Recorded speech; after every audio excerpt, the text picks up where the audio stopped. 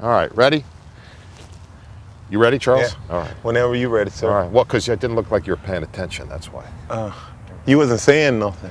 Now, you wrote a book. It was called All the Rage. What did you do, Charles, that made you a renegade?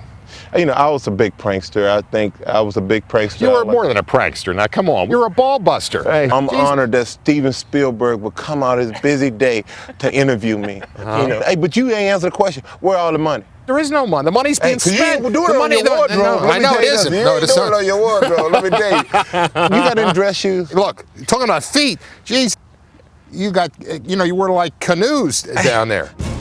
It would take an extraordinary feat to fill the gigantic shoes of Charles Haley, number 94. In 11 seasons with the 49ers and Cowboys, Haley's fierce pass rush helped both teams to world championships. He is the first player in NFL history to win 5 Super Bowls. Well, here's Haley, hit him and picked off in the air. Jimmy Jones intercepts and rolls in for a touchdown. In 1996, a bad back forced Haley to retire, temporarily. When you look at your career, 5 Super Bowl rings, all pro, why'd you come back to play?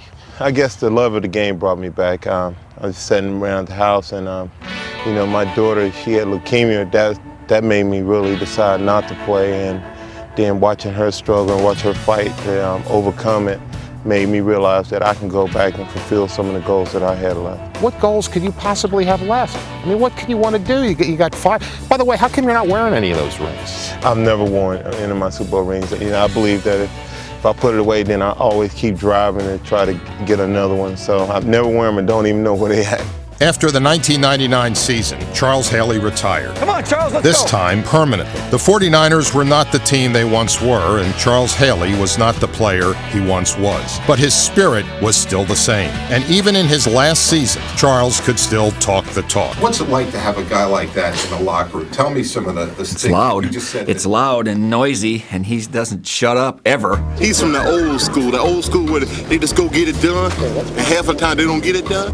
We're from the new school. We use technique and get the job done to the max. You know what I'm saying? I'll put it to you like this. If there was an all-talk team in the NFL, here's my MVP. You didn't show me no love. That's what it was. You didn't show me no love. But if you give it, you got to be able to take it, then, Right. right? Is that part of the rule? Yeah, people talk about my pointed head. That doesn't Yeah, bother well, I was me. going to bring that up. Just because your head's shaped like a bullet don't make you a big shot there, boy.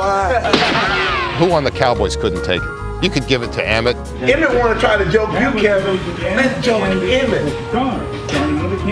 He could take a little bit. That's a very little bit. You know what I'm saying? Troy? Troy just had a lot of fun laughing. Well, see, I got kind of a crooked smile. He's always telling me that if he could get a hold of me and he could straighten that thing out, that he'd make me millions of dollars.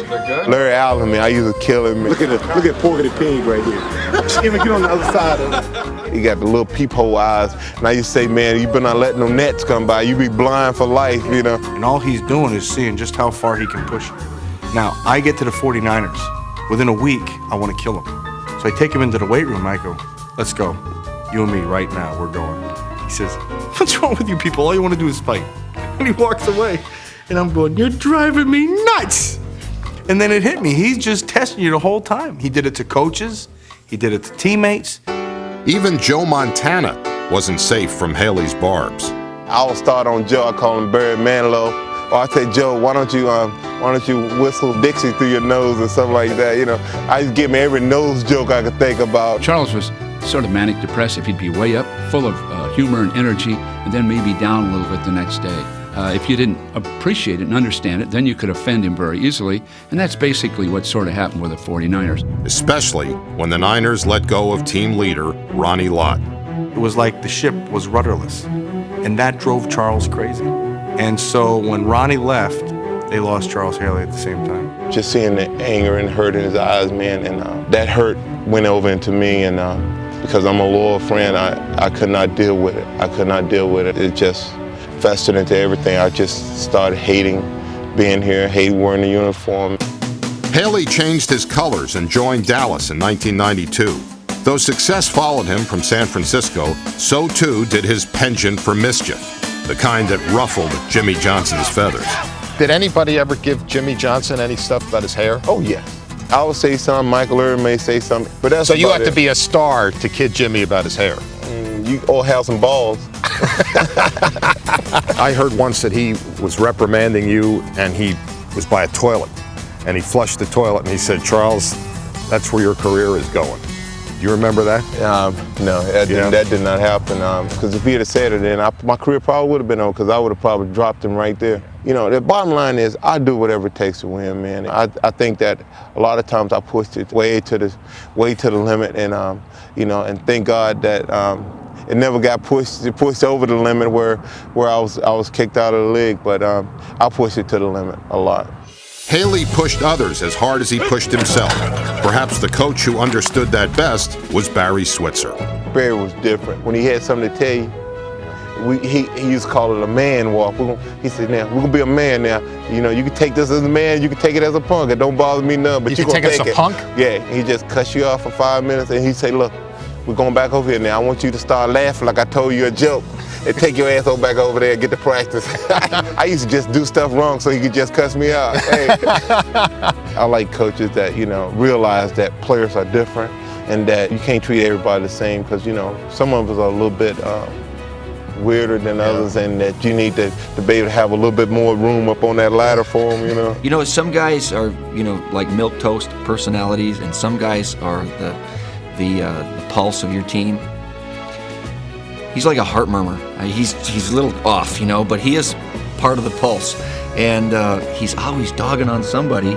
He has 5 Super Bowl rings, 5 Pro Bowls, and 100 career sacks. But after spending an hour with him, I discovered what so many others have learned over the years. You can only take so much of Charles Haley. See, we got so much on you now, you know. See, that's why you're nice to me. Because, you know, I got all that footage of you. You know you got to be nice. You got to pay your respect. You're eccentric. You're eccentric. You want a hug? No, you want a hug? Not yet. You want to get sensitive? I don't know you well enough to hug you want to be sensitive? All right, that's it. That's it. This is over.